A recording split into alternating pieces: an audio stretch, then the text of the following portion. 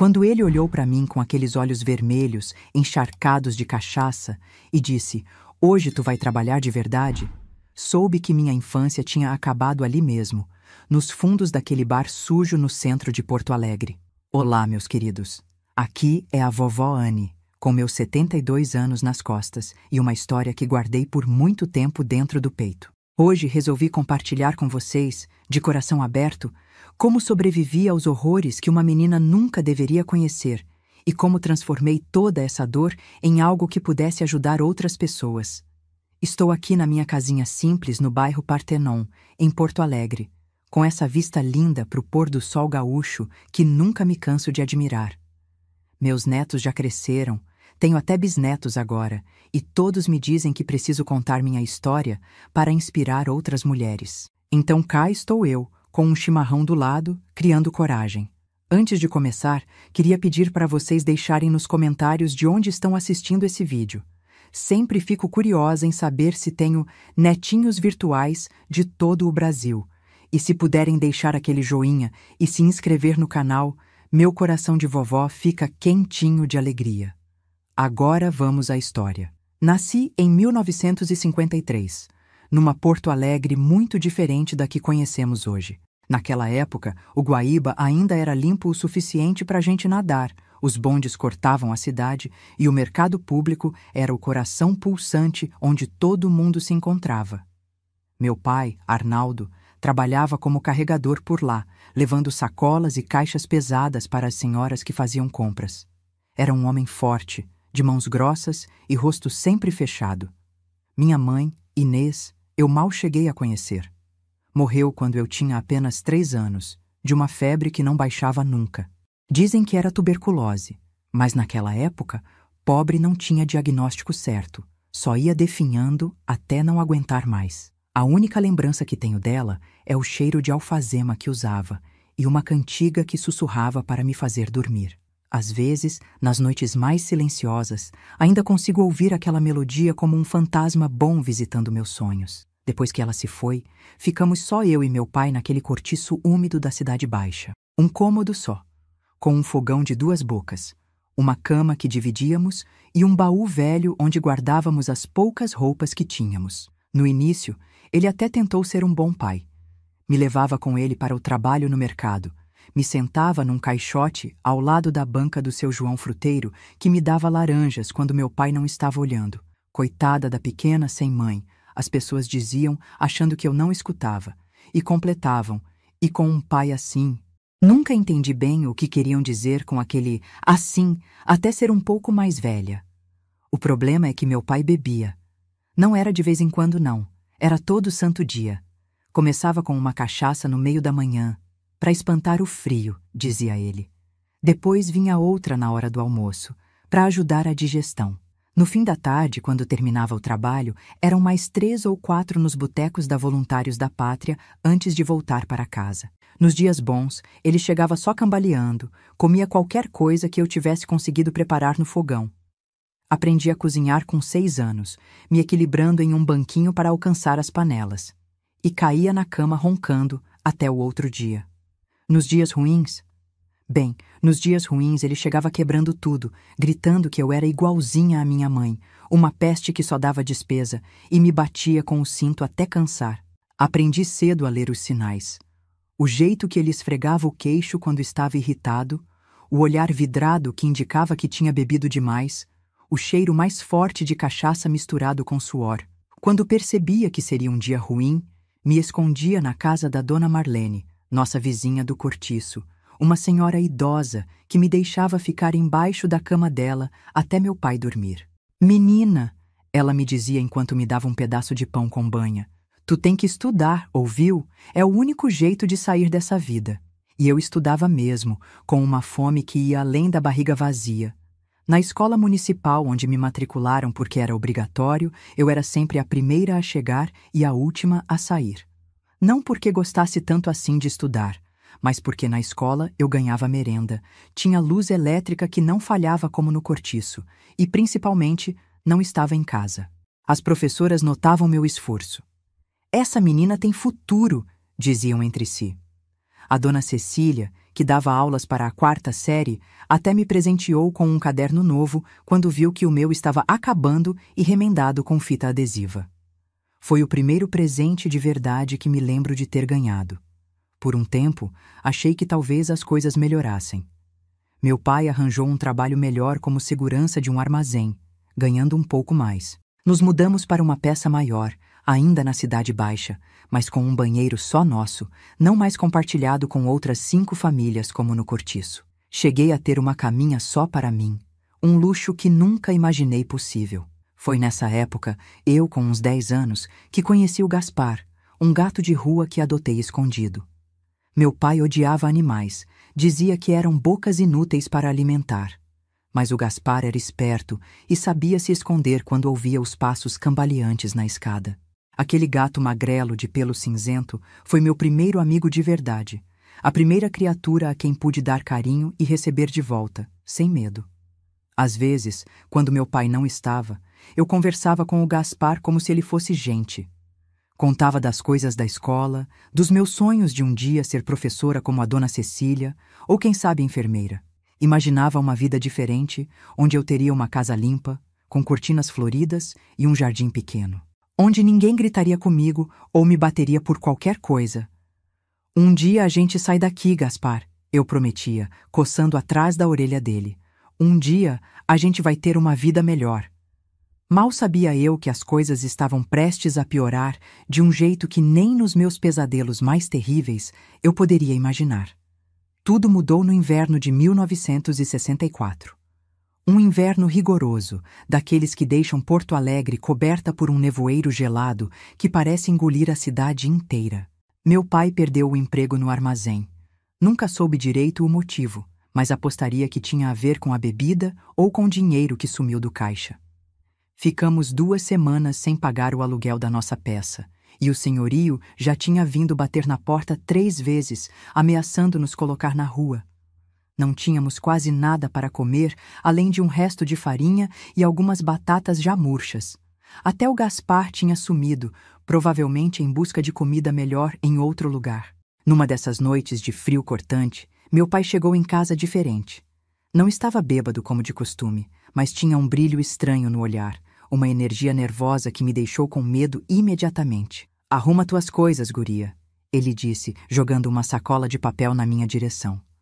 "Amanhã a gente se muda." "Pra onde, pai?" perguntei, desconfiada. Já tínhamos sido despejados outras vezes, mas normalmente ele me avisava no último minuto, não com antecedência. "Arranjei um negócio bom", ele respondeu, sorrindo de um jeito que não chegava aos olhos. "Vou administrar um estabelecimento lá pros lados do 4º distrito. Vai ter quarto pros 2, comida na mesa todos os dias. Tu não vai mais passar necessidade." Algo naquela história não me cheirava bem. Mas o que podia fazer? Era uma menina de 11 anos, sem ninguém no mundo além daquele homem difícil que era meu pai. E, para ser sincera, a ideia de ter comida todos os dias era tentadora demais para ignorar. Na manhã seguinte, colocamos nossas poucas coisas em 2 sacolas e pegamos um bonde em direção ao 4º distrito, a região industrial de Porto Alegre. Conforme nos afastávamos do centro, as ruas ficavam mais escuras, mais sujas, com galpões abandonados e chaminés de fábricas soltando fumaça cinzenta no céu já nublado. Descemos numa rua estreita, cheia de casas antigas de 2 andares, muitas com as janelas tapadas por tábuas ou por cortinas pesadas. Não havia crianças brincando por ali, só homens de aparência cansada saindo ou entrando nas fábricas, e algumas mulheres de batom muito vermelho paradas nas esquinas, apesar do frio. Meu pai parou em frente a uma casa grande, pintada de vermelho desbotado, com uma placa de madeira onde se lia "Pensão Flor da Noite". Havia luzes acesas dentro, mesmo sendo de manhã, e um cheiro forte de perfume barato e cigarro vinha lá de dentro. "É aqui", ele disse, empurrando o portão de ferro que rangeu como se protestasse. "Nosso novo lar." Foi naquele momento, parada na frente daquela casa vermelha, que senti um aperto no peito. Como se algo me avisasse que estava prestes a cruzar uma porta da qual jamais conseguiria voltar. Se eu soubesse o que me esperava lá dentro, teria corrido para longe, mesmo sem ter para onde ir.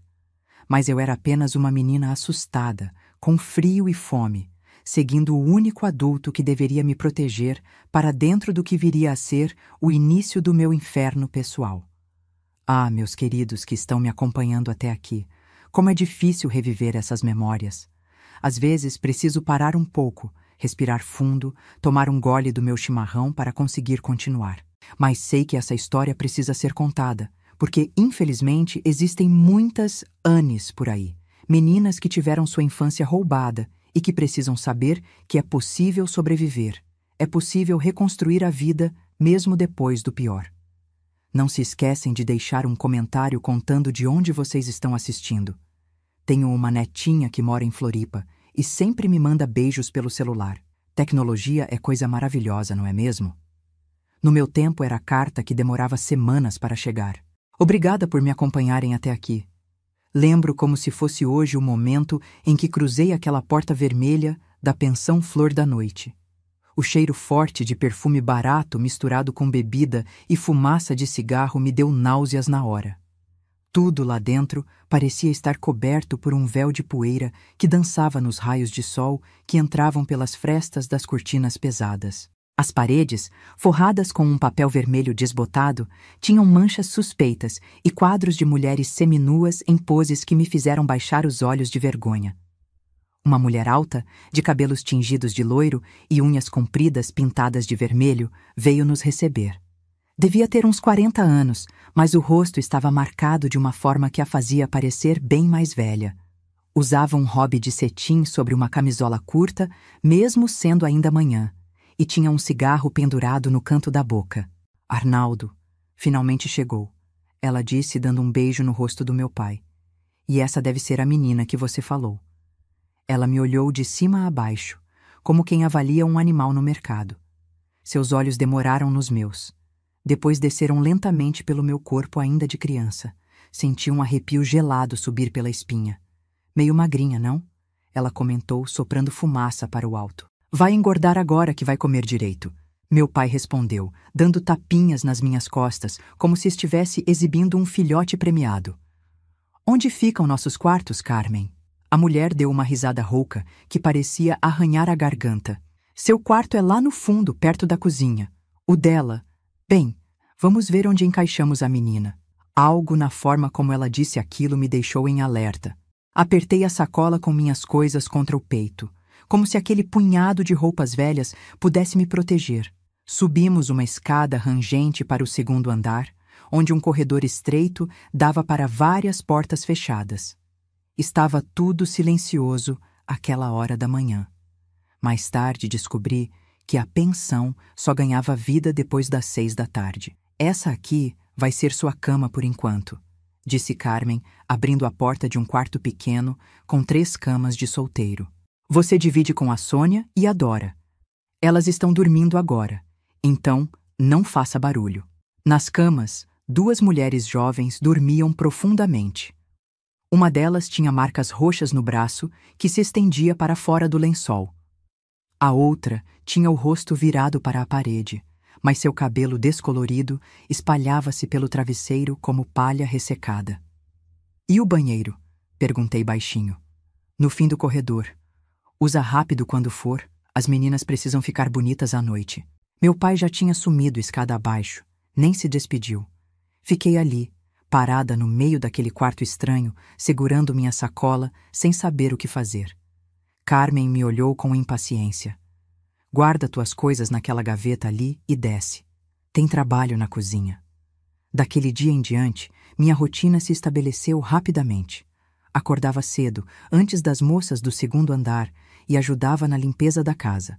Lavava pilhas de lençóis manchados, esfregava o chão pegajoso do salão onde havia um pequeno palco com um poste no meio, e limpava dezenas de copos sujos de batom e bebida. À tarde, ajudava na cozinha, descascando batatas e preparando a janta para os clientes que chegavam à noite. Não frequentava mais a escola. Meu pai disse que não precisava mais disso, que agora eu tinha um ofício para aprender. As moradoras da casa, que eu logo descobri serem prostitutas, me tratavam com uma mistura de pena e distância. Algumas eram gentis, como a Sônia, que dividia o quarto comigo e às vezes me dava balas ou me emprestava um livro de fotonovelas. Outras mal notavam minha existência, ocupadas demais com seus próprios problemas, quase todas viciadas em algo: bebida, comprimidos ou aquele pó branco que cheiravam antes de descer para trabalhar. Carmen, a gerente do lugar, mantinha olhos de falcão sobre tudo e todos. Nada acontecia naquela casa sem seu conhecimento, e ela e meu pai formavam uma dupla perfeita de exploradores. Ela cuidava das meninas e ele lidava com os clientes, cobrando, intimidando quando necessário e acertando contas com os policiais que apareciam regularmente para receber seu salário extra. Por quase um ano, consegui me manter apenas como a menina que limpava e ajudava na cozinha. Rezava todas as noites, como a dona Marlene tinha me ensinado, pedindo que continuasse assim. Mas no fundo, sabia que estava apenas adiando o inevitável. A mudança veio quando completei 12 anos. Nem me lembrava que era meu aniversário. Ninguém nunca tinha feito questão de comemorar, afinal. Estava na cozinha, como sempre, descascando batatas, quando meu pai entrou com Carmen. Já está na hora dela começar a dar retorno do que come, meu pai disse, acendendo um cigarro. A Margarida foi embora semana passada e o Turco está pedindo uma menina mais jovem. Carmen me olhou avaliadora. Ela ainda é muito criança, Arnaldo. Nem tem corpo ainda. Tem gente que gosta assim mesmo, ele rebateu. E havia algo tão frio, tão calculista em seus olhos, que não reconheci o homem à minha frente como meu pai. Naquele momento, entendi o que significava ter o coração partido. Não de amor romântico, mas de uma desilusão tão profunda que quebra algo essencial dentro de você. O homem que deveria me proteger contra todos os males do mundo estava me entregando a eles de mãos beijadas. Pai, consegui dizer, a voz falhando, as lágrimas já embaçando minha visão. Por favor, não. Ele nem olhou direito para mim. Para de choramingas. Tu acha que a vida é fácil? Que dá para ficar de barriga cheia sem fazer nada? Todo mundo aqui trabalha, tu não é melhor que ninguém. Tentei correr, mas para onde? Não tinha ninguém no mundo, nenhum lugar para ir. As ruas de Porto Alegre no inverno podiam ser cruéis para uma menina sozinha, talvez até piores que aquela casa. Ou pelo menos foi o que pensei na época, jovem demais para entender que nada poderia ser pior do que o que estava por vir.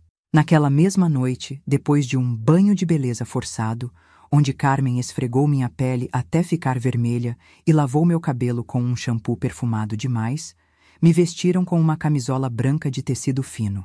O Turco gosta desse estilo inocente, explicou Carmen enquanto passava um batom claro nos meus lábios.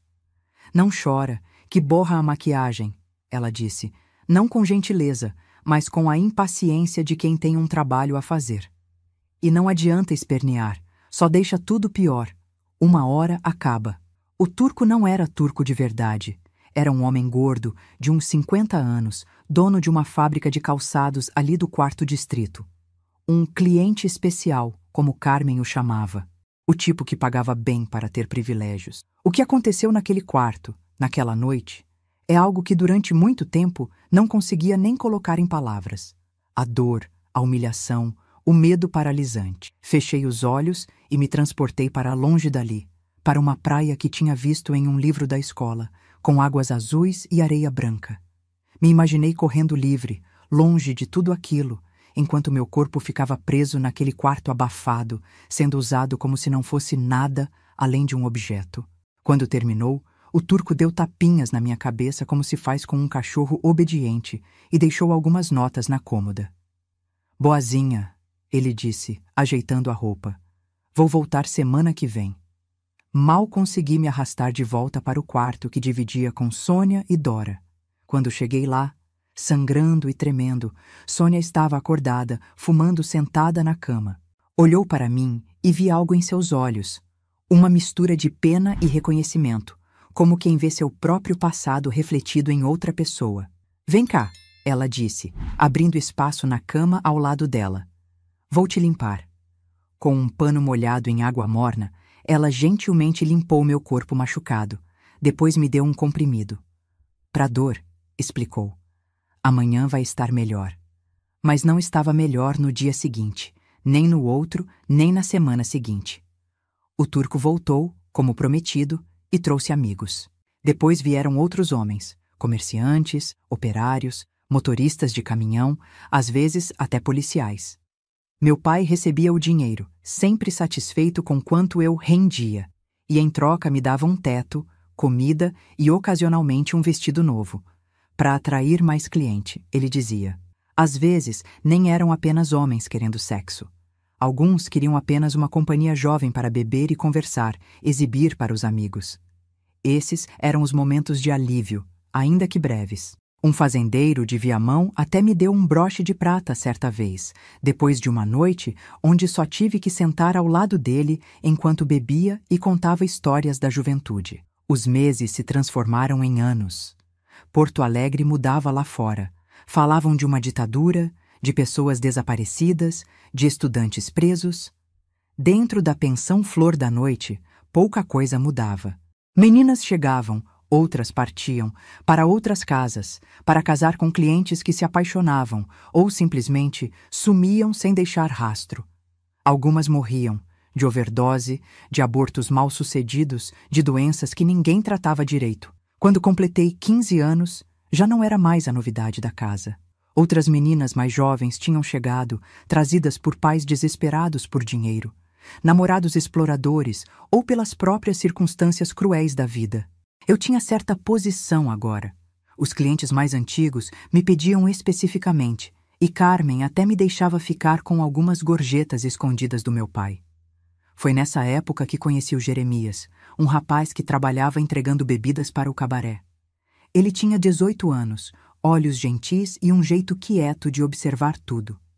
Sempre que me via, sorria de um jeito diferente dos outros homens.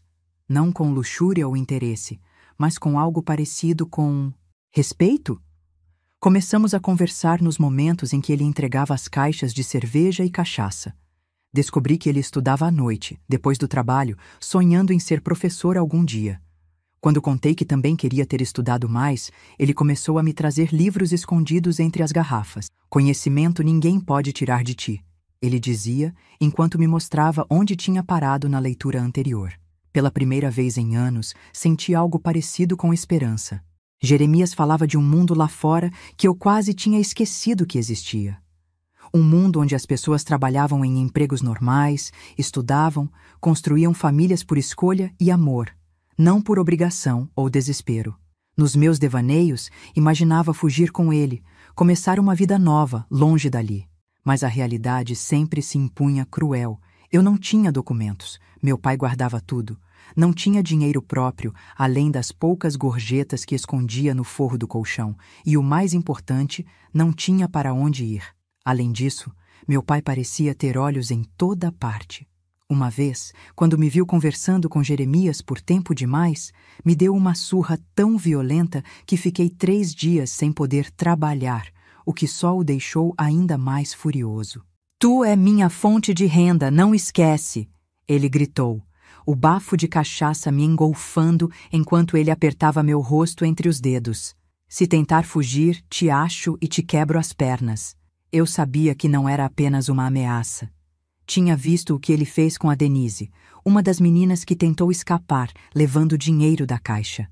Quando a trouxeram de volta, uma semana depois, ela mal conseguia andar, e seu rosto estava tão desfigurado que alguns clientes regulares nem a reconheceram. Aos 16 anos, já tinha perdido a conta de quantos homens passaram pelo meu corpo, quantas humilhações engoli em silêncio, quantas noites chorei até adormecer.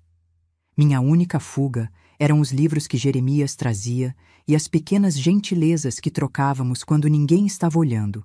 Um sorriso, um toque de mãos, uma palavra de incentivo. Tu é forte, Anne, ele me dizia. Mais forte do que pensa. Um dia vai sair daqui. Eu queria acreditar nele. Precisava acreditar em algo para continuar acordando a cada manhã. Mas os anos na pensão Flor da Noite tinham me ensinado a duvidar de promessas e a temer sonhos grandes demais. A esperança, descobri cedo, pode ser a mais cruel das torturas quando se vive em um mundo sem saída. Contudo, mesmo nos lugares mais escuros, a vida encontra jeitos de seguir em frente. E foi assim, entre dor e pequenos momentos roubados de alegria, que comecei a planejar minha libertação. Não ainda sabendo como ou quando, mas com a certeza crescente de que não morreria naquela casa vermelha, de que minha história não terminaria ali, sendo apenas mais uma menina quebrada pelo próprio pai e pelo sistema que permitia que homens como ele existissem impunes. O que eu não sabia era que minha chance viria de uma forma que eu jamais poderia prever, através de uma tragédia que mudaria para sempre o rumo da minha vida. O inverno de 1970 em Porto Alegre foi um dos mais gelados que me lembro. O minuano descia cortante pelos corredores mal vedados da pensão Flor da Noite, fazendo as janelas tremerem e as meninas se encolherem sob cobertores finos.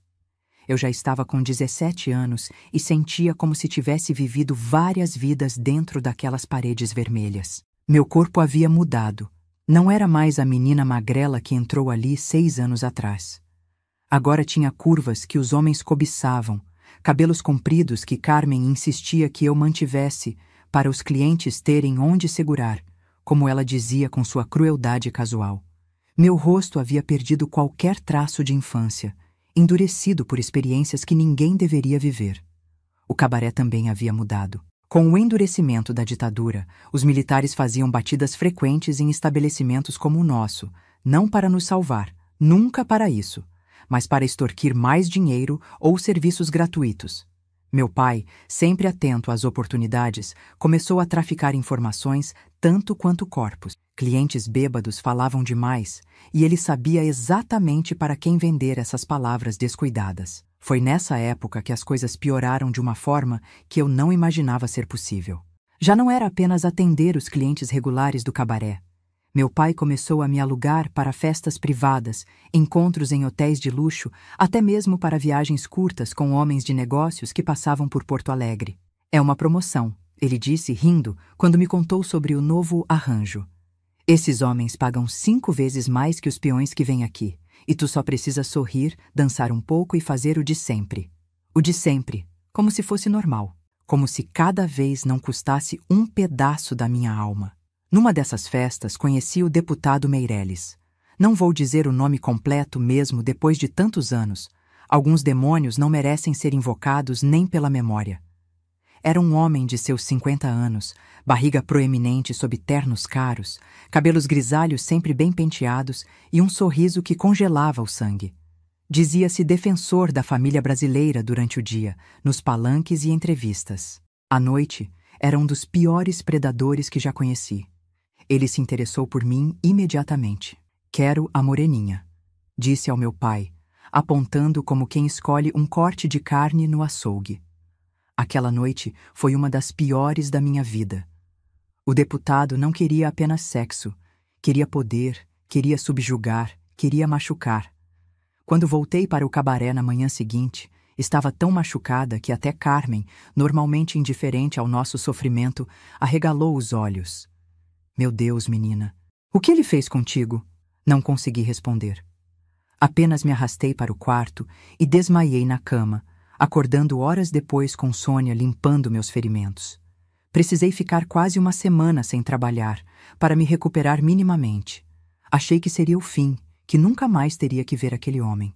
Mas estava enganada. O deputado Meireles gostou tanto da nossa sessão que fez uma proposta ao meu pai. Queria exclusividade comigo, pelo menos 2 vezes por semana. Pagaria uma quantia mensal que fez os olhos do meu pai brilharem de cobiça. É tua chance de subir na vida, guria.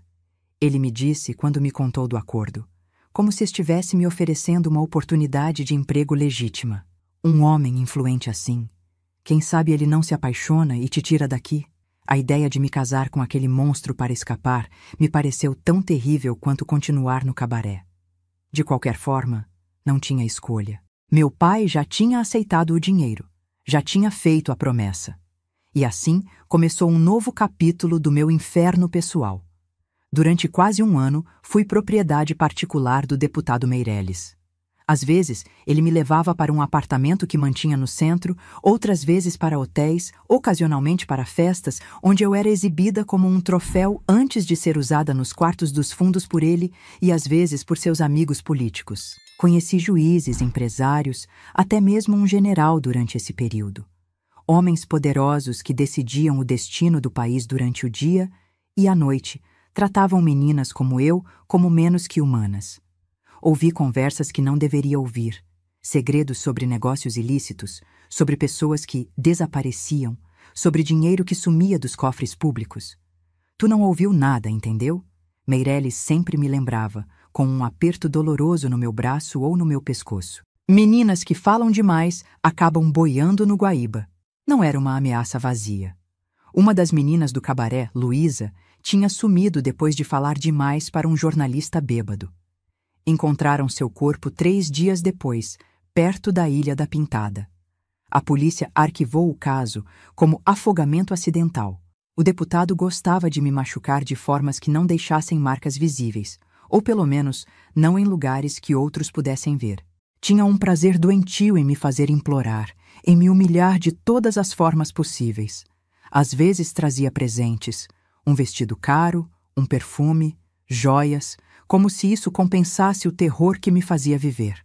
Você deveria ser grata, ele dizia, enquanto colocava um colar de pérolas no meu pescoço marcado por seus dedos. Quantas mocinhas da sua classe têm coisas assim? Foi durante esse tempo que comecei a pensar seriamente em me matar. A ideia da morte parecia um alívio diante da vida que levava. Cheguei a guardar comprimidos que algumas das meninas usavam para dormir, escondendo-os numa fenda na parede atrás da cabeceira da minha cama. Quando juntasse o suficiente, acabaria com tudo. Mas então, num dos dias mais escuros, quando já tinha quase 20 pílulas escondidas e planejava usá-las no próximo final de semana, Jeremias apareceu com um novo livro para mim. Era O Pequeno Príncipe, uma história infantil que eu nunca tinha lido. Parece bobo, mas não é, ele disse, com aquele sorriso gentil que era como um raio de sol em meio à tempestade constante da minha vida. Acho que você vai gostar. Li o livro escondida, em pequenos intervalos durante o dia, quando deveria estar dormindo para repor as energias para a noite. E algo naquela história simples tocou o que restava da minha humanidade. A rosa do príncipezinho, tão frágil e mesmo assim tão importante. As estrelas que riem para quem sabe olhar. A raposa que fala sobre criar laços. A gente só enxerga bem com o coração. O essencial é invisível aos olhos. Essa frase ficou martelando na minha cabeça por dias. O que era essencial em mim? O que ainda restava que não podiam tocar, não podiam sujar, não podiam quebrar? Devolvi o livro a Jeremias na semana seguinte, junto com as pílulas que tinha guardado. O que é isso? Ele perguntou confuso. Algo que não vou mais precisar, respondi. Esse livro me fez lembrar que ainda estou viva, que ainda posso sentir algo além de dor e medo.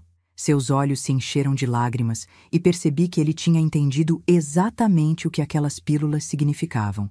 Sem dizer nada, apenas me abraçou, um abraço puro, sem segundas intenções, o tipo de toque que eu quase tinha esquecido que existia.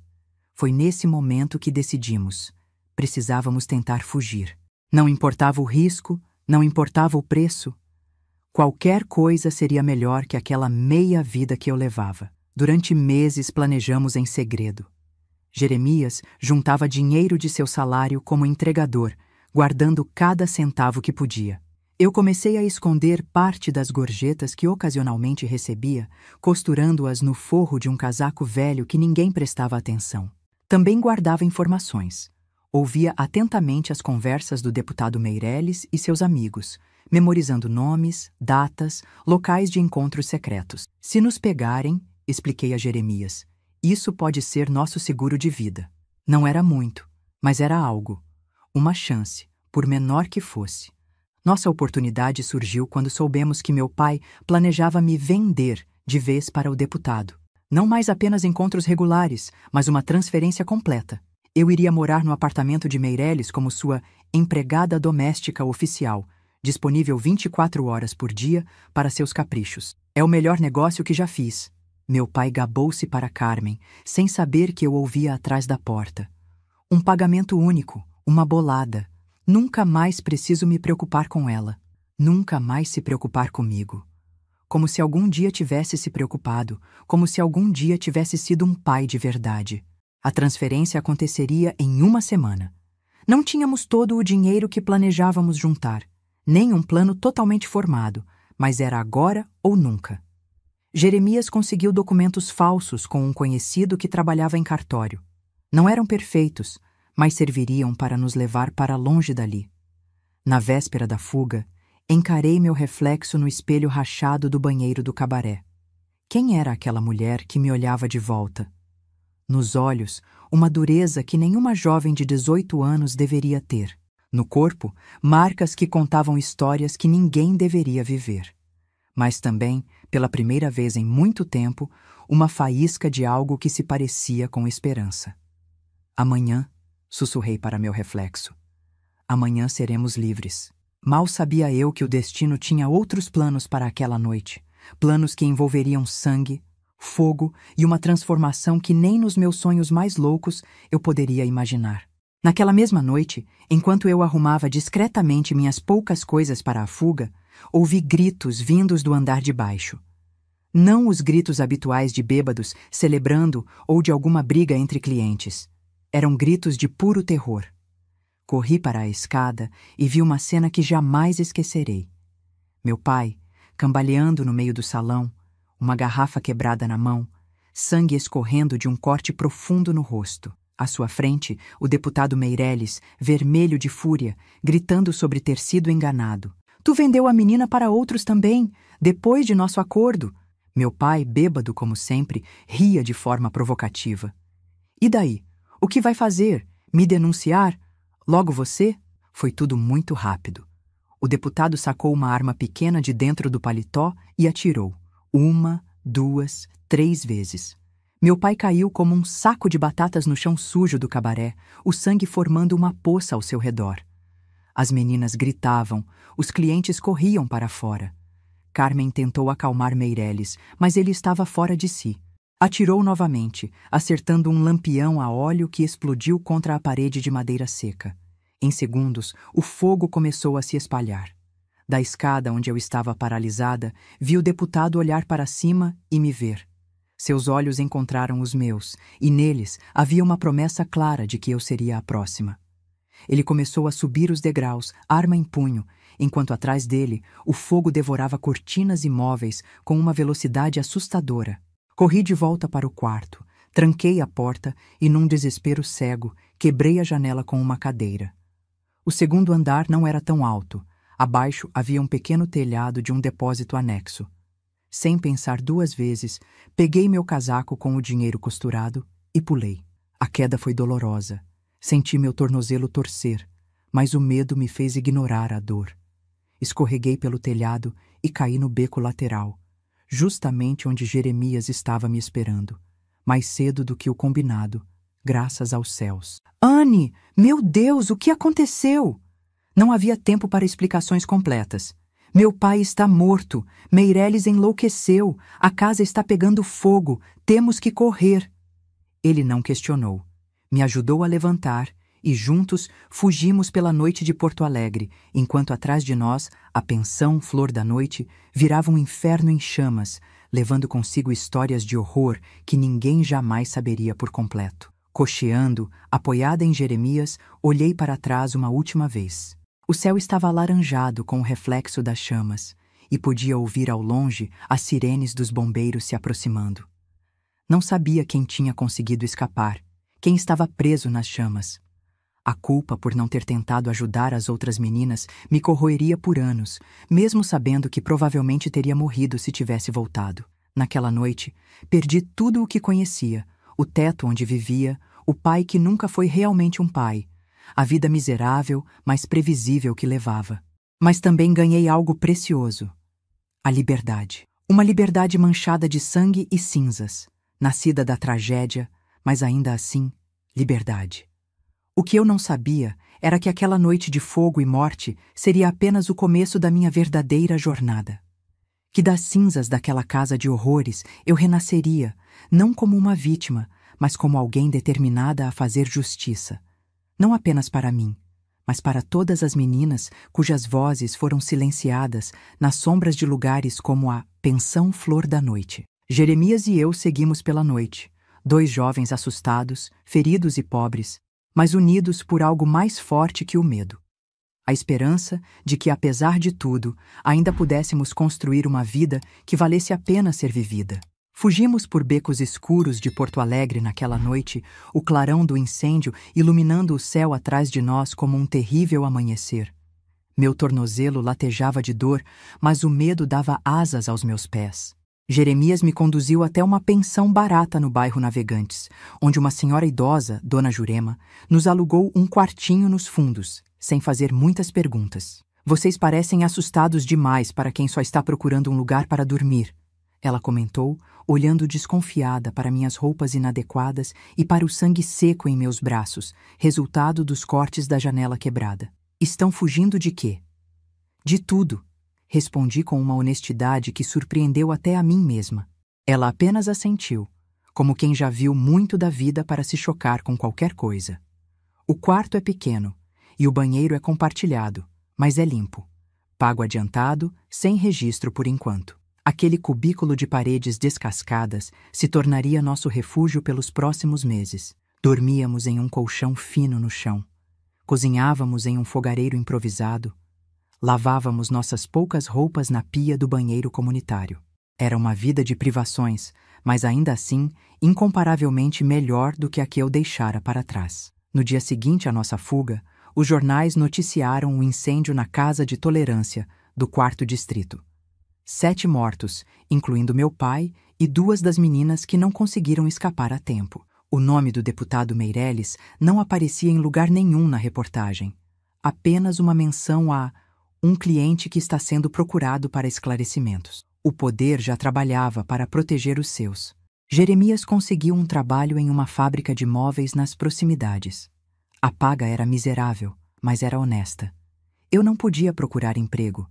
Não tinha documentos reais, e o medo de ser reconhecida por algum antigo cliente me paralisava. Passava os dias trancada no quartinho, olhando pela janelinha que dava para um pátio interno, como um pássaro que ainda não acredita que a porta da gaiola está aberta. À noite, os pesadelos me perseguiam. Acordava gritando, coberta de suor frio, revivendo os horrores de todos aqueles anos. Jeremias me abraçava em silêncio até que eu me acalmasse, nunca exigindo mais do que eu podia dar, nunca me tocando de forma que pudesse me lembrar dos homens que tinham passado pelo meu corpo. Um mês depois da fuga, vi no jornal que Jeremias trouxe que o deputado Meirelles tinha sido absolvido de qualquer envolvimento no incêndio da pensão. As testemunhas não puderam confirmar sua presença no local, dizia a matéria pequena, escondida no canto de uma página. A raiva que senti naquele momento foi diferente de qualquer coisa que já tinha experimentado. Não era o medo impotente de antes, mas algo ardente, algo que exigia ação.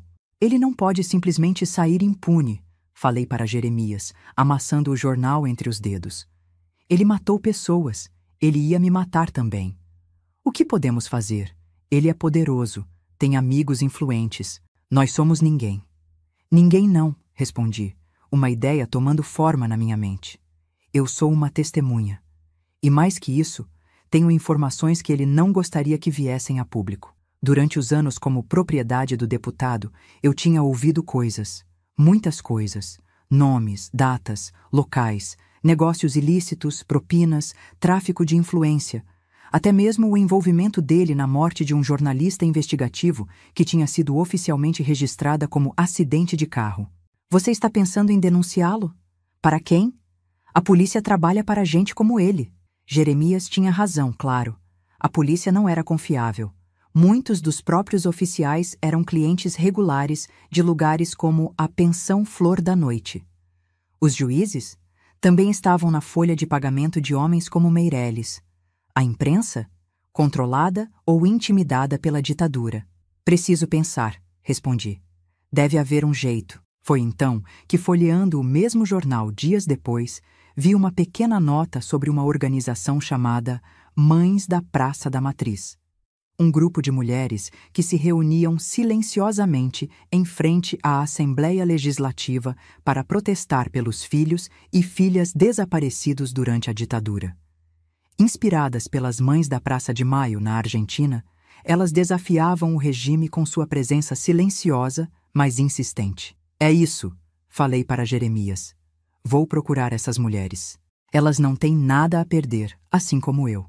Ele tentou me dissuadir, preocupado com os riscos. Mas eu estava determinada.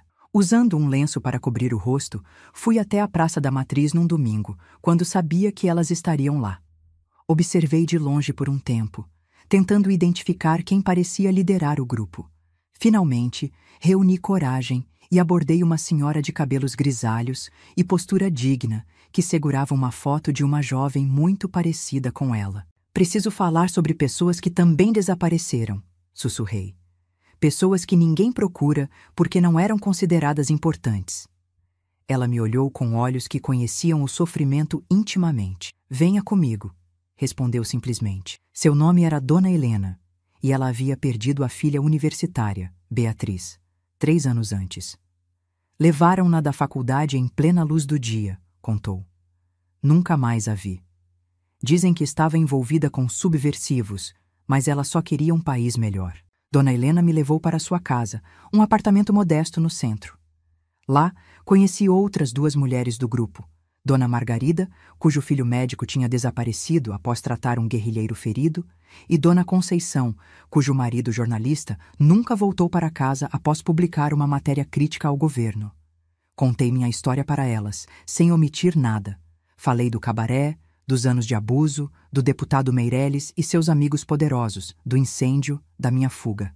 Falei das meninas que morreram, tanto no incêndio quanto antes, desaparecidas, silenciadas, esquecidas porque eram apenas prostitutas. Falei das informações que tinha, de tudo que tinha ouvido nas noites em que homens poderosos falavam livremente na minha frente, como se eu fosse um móvel, um objeto sem ouvidos ou cérebro. Esperava ver nojo, talvez até desprezo no rosto daquelas senhoras de classe média. Em vez disso, vi compreensão e uma raiva que ecoava a minha própria. Os mesmos homens que fazem desaparecer nossos filhos são os que exploram meninas como você, disse Dona Helena, segurando minha mão. É o mesmo sistema de poder e impunidade. Foi assim que, aos 19 anos, me juntei a um grupo de resistência. Não pegávamos em armas, nem explodíamos quartéis. Nossa luta era mais sutil, mais paciente. Coletávamos informações, estabelecíamos conexões, documentávamos crimes que o regime preferia esquecer. Dona Helena tinha contatos com jornalistas estrangeiros, pessoas que podiam publicar o que a imprensa brasileira amordaçada não podia. Através dela, conheci Thomas, um repórter americano que trabalhava para o The Washington Post e estava no Brasil fazendo uma matéria sobre a ditadura. Sua história é importante, ele me disse, após ouvir meu relato. E as informações que você tem sobre o envolvimento de políticos com tráfico, propina e até assassinatos. Isso precisa vir a público, mesmo que não seja aqui no Brasil. Passei dias detalhando tudo o que sabia para Thomas. Nomes, datas, valores, conversas que tinha ouvido. Ele anotava tudo meticulosamente, ocasionalmente tirando fotos dos meus machucados, ainda em processo de cicatrização, das marcas permanentes que os anos de abuso tinham deixado no meu corpo. Isso vai ser publicado em breve, prometeu. Não posso garantir que vai derrubar o deputado Meireles imediatamente, mas vai manchar sua reputação internacionalmente. E mais importante, vai conectar sua história a um problema maior. Vai mostrar como a exploração sexual de menores é ligada à corrupção política e à repressão. 2 semanas depois, a reportagem saiu. Não no Brasil, claro, mas nos Estados Unidos e depois republicada em jornais europeus. Meu nome não aparecia. Para minha proteção, fui identificada apenas como A, uma sobrevivente de um bordel em Porto Alegre. Mas os nomes dos poderosos envolvidos estavam todos lá, incluindo o do deputado Meireles. A repercussão internacional foi imediata. Embaixadas pressionaram, organizações de direitos humanos manifestaram repúdio. O regime militar, preocupado com sua imagem externa, em um momento em que dependia de empréstimos internacionais, viu-se forçado a agir. Uma investigação foi aberta, não sobre o cabaré ou sobre a exploração sexual em si, mas sobre as conexões do deputado com propinas e lavagem de dinheiro. Meireles foi chamado a depor e, sentindo-se encurralado, cometeu o erro de tentar fugir do país. Foi detido no aeroporto de Porto Alegre com uma mala cheia de dólares não declarados, o suficiente para que fosse preso preventivamente enquanto as investigações prosseguiam. Eu acompanhava tudo pelos jornais, escondida na segurança relativa do apartamento de Dona Helena, que tinha insistido que eu me mudasse para lá quando a reportagem foi publicada. "É mais seguro aqui", ela disse. "E você pode continuar os estudos." Porque sim, eu tinha voltado a estudar. Com a ajuda do grupo de mães, consegui documentos novos e legítimos, e me matriculei para terminar o ensino fundamental à noite. Era a aluna mais velha da turma, mas também a mais determinada. Estudava com uma fome de conhecimento que surpreendia até os professores. Jeremias vinha me visitar sempre que podia. Nossa relação tinha evoluído para algo profundo, mas ainda casto. Eu ainda não estava pronta para a intimidade física, e ele respeitava isso completamente. "Temos tempo", ele dizia. "Toda uma vida pela frente." A queda do deputado Meirelles foi apenas o começo. As investigações levaram a outros nomes, outros esquemas. Uma rede de corrupção e exploração começou a ser desmantelada. Não era a justiça completa que eu sonhava. Muitos escaparam, protegidos por suas conexões. Mas era mais do que eu jamais imaginei possível. Em 1975, 2 anos após minha fuga do cabaré, fui chamada para testemunhar no processo contra Meirelles. Foi a coisa mais difícil que já fiz. Encarar aquele homem novamente, sentir seu olhar de ódio sobre mim enquanto eu relatava, com voz trêmula mas firme, tudo o que ele tinha feito comigo e com outras meninas. "Por que deveríamos acreditar em você?" perguntou o advogado dele, tentando me desacreditar. Uma ex-prostituta, sem educação formal, provavelmente ressentida porque meu cliente encerrou seu relacionamento. Respirei fundo, olhei diretamente nos olhos daquele homem de terno caro e respondi: "Porque estou dizendo a verdade e porque tenho cicatrizes para provar cada palavra." O julgamento durou semanas. Outras mulheres também testemunharam. Ex-funcionárias do cabaré que tinham sobrevivido ao incêndio, uma ex-empregada do apartamento do deputado que confirmou ter visto meninas jovens sendo levadas para lá. Até mesmo um motorista que trabalhava para ele decidiu falar, temendo ser implicado nos crimes. No final, Meirelles foi condenado, não por abuso sexual ou exploração de menores, crimes para os quais as provas foram consideradas insuficientes, mas por corrupção, evasão de divisas e envolvimento indireto na morte do jornalista. 15 anos de prisão, que na prática significariam muito menos, mas ainda assim uma vitória inesperada. No dia da sentença, saí do tribunal e respirei o ar livre de Porto Alegre como se fosse a primeira vez. Tinha 21 anos e finalmente sentia que minha vida me pertencia novamente. "O que você vai fazer agora?" perguntou Dona Helena, que tinha me acompanhado em cada passo do processo. Olhei para a Praça da Matriz, onde mulheres corajosas como ela continuavam sua vigília silenciosa por justiça, e soube exatamente o que queria. "Vou estudar direito", respondi. "Ou talvez me torne policial. Quero garantir que outras meninas não passem pelo que passei. Quero ser a pessoa que eu precisava quando era criança." Ela sorriu, seus olhos brilhando com o que pareciam lágrimas contidas. "Beatriz teria a sua idade agora", disse simplesmente. "Ela ficaria orgulhosa de ver uma jovem como você." Aquele momento, ali nas escadarias do tribunal, marcou o verdadeiro fim do meu cativeiro e o início da minha missão. Não era apenas sobre vingança contra um homem. Era sobre mudar um sistema inteiro que permitia que meninas fossem tratadas como mercadorias. Era sobre transformar minha dor em propósito, minhas cicatrizes em força. E assim, enquanto o deputado Meirelles começava a cumprir sua pena, eu iniciava minha própria jornada de reconstrução e justiça. Uma jornada que me levaria a lugares que jamais imaginei possíveis para uma menina que cresceu nos becos sombrios da pensão Flor da Noite.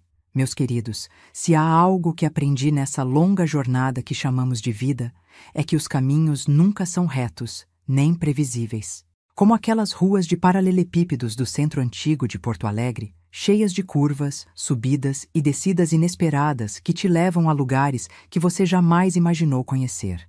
Depois do julgamento do deputado Meirelles, em 1975, senti como se finalmente pudesse respirar sem aquele peso constante no peito. Tinha 21 anos e, pela primeira vez, o futuro parecia algo possível, não apenas uma palavra vazia. Continuei morando com Dona Helena, que se tornara a mãe que perdi tão cedo, enquanto terminava meus estudos básicos no supletivo.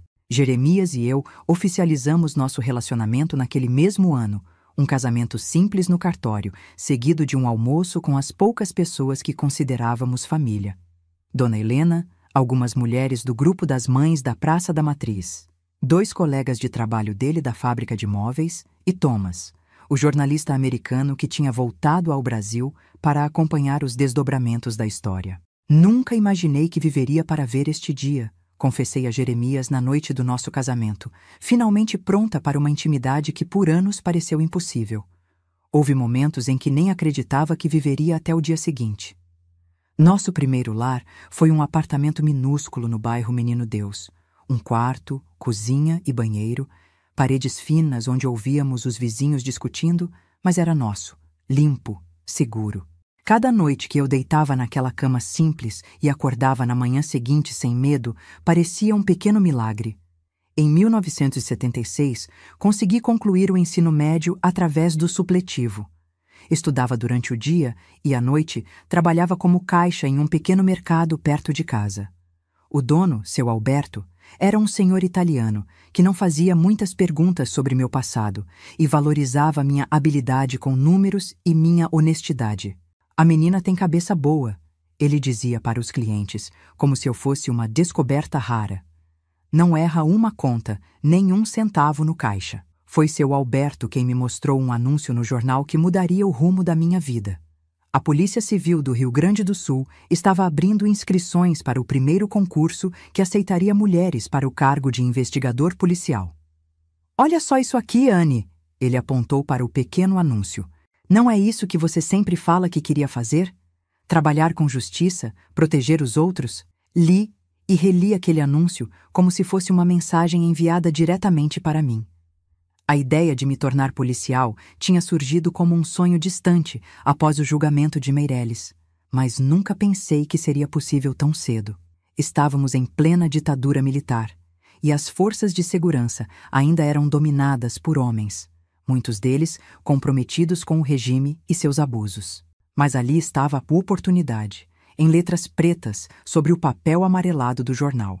Os requisitos: ensino médio completo, idade entre 21 e 35 anos, sem antecedentes criminais. Eu cumpria todos. Quando contei a Jeremias sobre minha intenção de prestar o concurso, ele ficou apreensivo. Tem certeza, Anne? A polícia, você sabe como funciona. Muitos deles foram clientes daquele lugar. E se te reconhecerem? Era um risco, claro, mas algo dentro de mim dizia que valia a pena tentar. Justamente por saber como funciona que quero entrar, respondi. Quero mudar de dentro para fora. Quero ser o tipo de policial que eu precisava quando era menina. Estudei como nunca para aquele concurso. Acordava às 5 da manhã para ler antes do trabalho, levava livros para estudar nos intervalos do mercado, ficava até tarde da noite resolvendo exercícios de português, matemática, direito penal básico. Jeremias me ajudava como podia, fazendo perguntas, testando meus conhecimentos. Quando o dia da prova chegou, em março de 1977, estava tão nervosa que mal conseguia engolir o café da manhã. Entrei naquele prédio da Secretaria de Segurança Pública, sentindo todos os olhares sobre mim.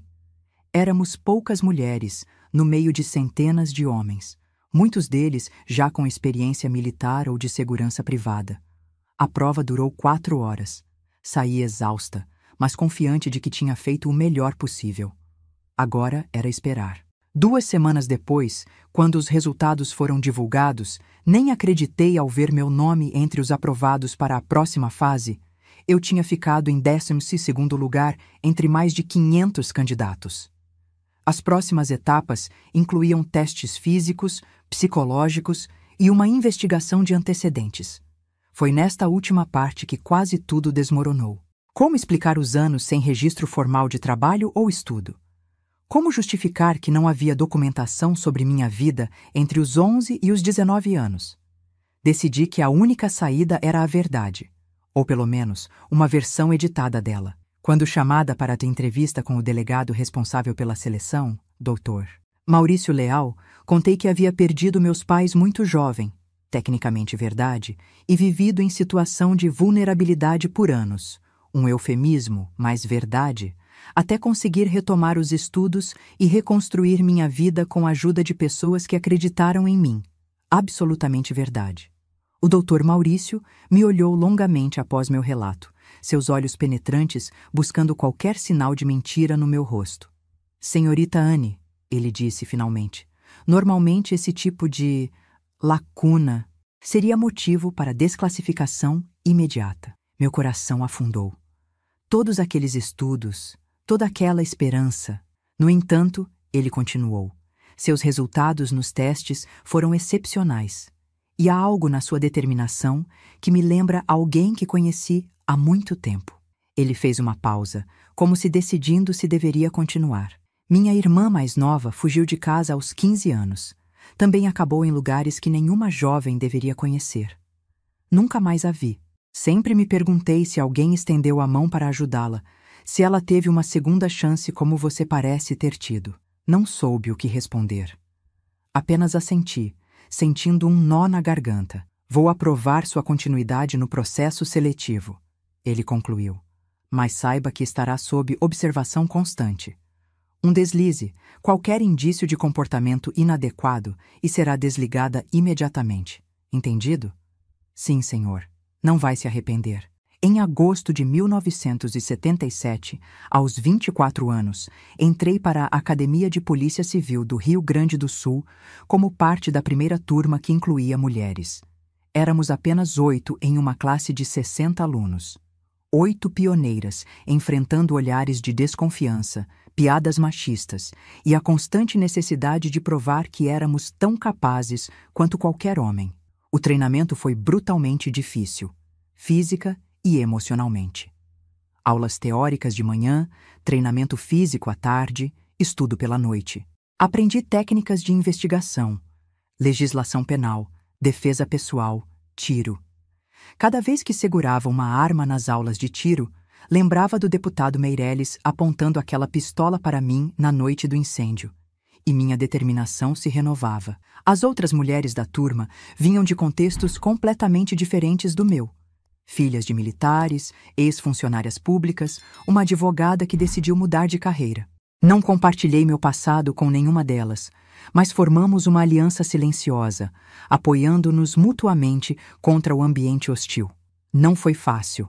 Houve momentos em que quis desistir, noites em que chorei até adormecer, exausta e duvidando se realmente pertencia àquele lugar. Jeremias foi meu pilar durante todo esse tempo. Ele que tinha abandonado seus próprios sonhos de ser professor para trabalhar em empregos que pagassem melhor e nos sustentassem enquanto eu estudava. Um dia, você vai fazer a diferença na vida de alguém, assim como Thomas e Dona Helena fizeram na sua. Ele me lembrava nos momentos mais difíceis. Vale a pena continuar. Em dezembro de 1978, me formei como investigadora da Polícia Civil, sendo a terceira colocada da minha turma. Na cerimônia de formatura, quando recebi meu distintivo e minha carteira funcional, chorei sem vergonha. Aquele pequeno pedaço de metal representava não apenas uma conquista profissional, mas uma completa transformação pessoal. Da menina abusada do cabaré, à mulher que agora teria poder para proteger outras meninas. Minha primeira designação foi na Delegacia de Proteção ao Menor e ao Adolescente. Na época, uma divisão nova e ainda pouco valorizada dentro da estrutura policial. O delegado-chefe, Dr.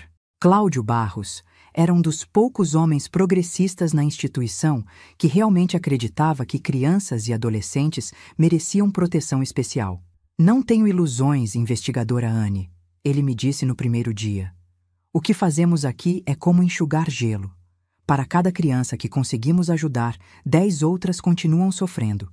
Mas se fizermos diferença na vida de uma só que seja, já valeu a pena. Meu primeiro caso grande veio apenas 3 meses depois de começar. Uma denúncia anônima sobre um estabelecimento na zona norte de Porto Alegre, onde meninas menores de idade estariam sendo exploradas sexualmente. O arrepio que senti ao ler aquele relatório preliminar foi imediato. Era como olhar para meu próprio passado.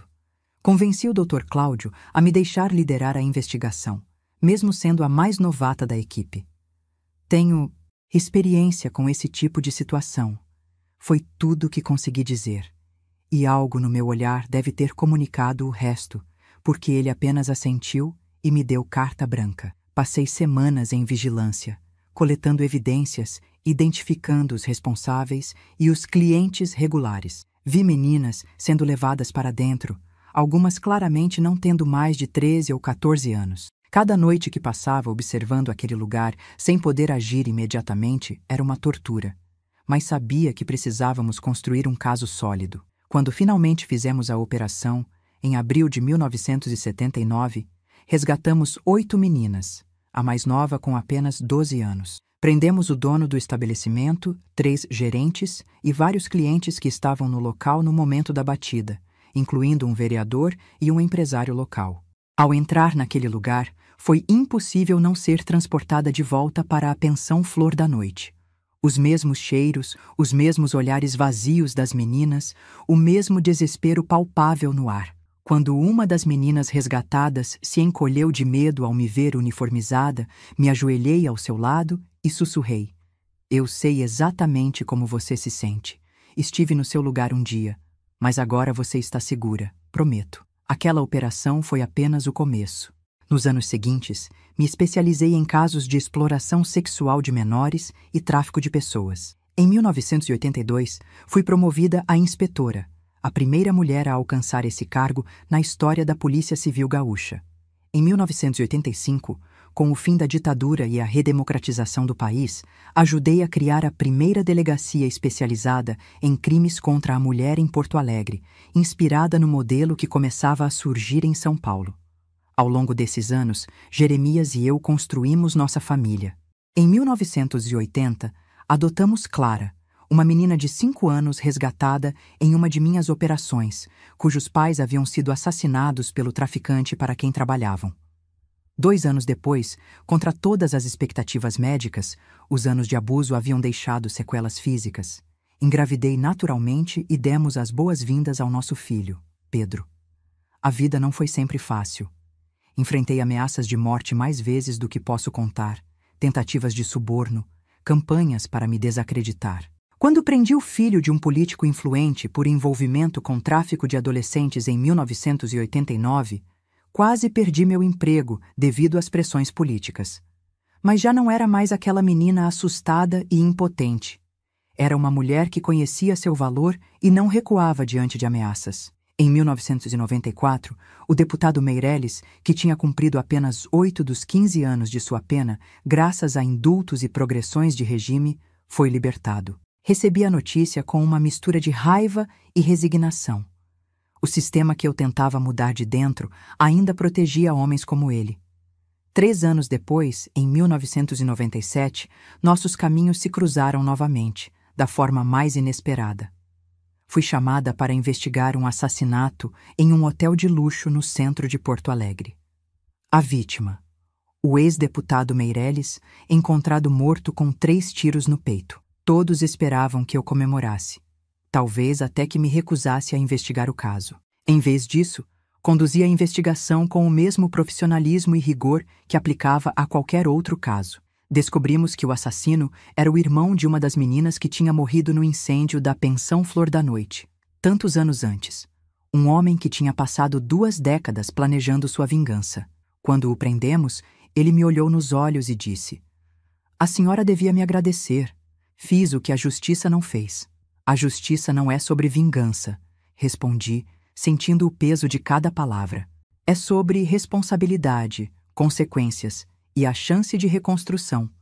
Se eu tivesse escolhido o caminho da vingança em vez da justiça, não estaria aqui hoje, resgatando outras meninas e prendendo outros predadores." Em 2003, após 25 anos de serviço, me aposentei da Polícia Civil com a patente de delegada, um cargo que alcancei apenas nos últimos 5 anos de carreira. Na cerimônia de despedida, olhei para o auditório cheio de colegas, muitos dos quais tinham começado desconfiando da mulherzinha e agora se levantavam em respeito. Vi meu marido, Jeremias, com os cabelos já grisalhos, mas o mesmo sorriso gentil que me conquistou naqueles dias sombrios no cabaré. Vi nossa filha Clara, agora uma jovem médica de 28 anos, e nosso filho Pedro, estudante de Direito aos 21. E na primeira fila, vi Dona Helena, já com seus 80 anos, mas ainda de postura ereta e olhar determinado. Ela nunca encontrou sua filha desaparecida, mas tinha encontrado em mim uma espécie de continuação da luta de Beatriz. Eu tinha encontrado nela a mãe que perdi tão cedo. A vida tem esses círculos perfeitos, meus queridos. Aquela menina abusada e sem esperança da pensão flor da noite se transformou na mulher que dedicou a vida a garantir que outras meninas não passassem pelo mesmo. As cicatrizes nunca desapareceram completamente. Ainda tenho pesadelos ocasionais, ainda há certos toques que me fazem recuar instintivamente, certos cheiros que me transportam para aquele lugar terrível. Mas aprendi que nossas feridas podem se tornar nossa maior força, que nossa dor pode ser transformada em propósito, que mesmo das experiências mais terríveis pode nascer algo de valor, se nos recusarmos a ser definidos apenas pelo que fizeram conosco. Hoje, com meus 72 anos, olho para trás e vejo não apenas o horror do cabaré, mas também a beleza da reconstrução. Vejo os rostos das centenas de meninas e mulheres que pude ajudar ao longo da carreira. Vejo meus netos crescendo em um mundo que, embora ainda longe do ideal, tem mais mecanismos de proteção para os vulneráveis do que havia na minha infância. E vejo você, que me escuta agora. Se minha história tocou seu coração, peço que deixe seu like nesse vídeo e se inscreva no nosso canal. Cada inscrição me dá forças para continuar compartilhando essas memórias, que nem sempre são fáceis de reviver, mas que podem ajudar alguém que esteja passando por momentos difíceis. Ah, e não se esqueça de entrar no nosso grupo de WhatsApp. O link está lá na descrição do vídeo. Todos os dias mandamos histórias reais de outras vovós que, assim como eu, enfrentaram desafios na vida e conseguiram superá-los. São histórias que vão te dar força, te inspirar, te mostrar que sempre há um caminho, mesmo quando tudo parece perdido. Nunca se esqueça, meu querido, minha querida. Não importa o quão escura seja a noite, o amanhecer sempre chega. E às vezes, são justamente as noites mais escuras que nos fazem apreciar verdadeiramente a beleza da luz, quando ela finalmente surge. Um abraço carinhoso da vovó Anne, que aprendeu que a vida pode ser cruel, mas também incrivelmente generosa com aqueles que se recusam a desistir da esperança.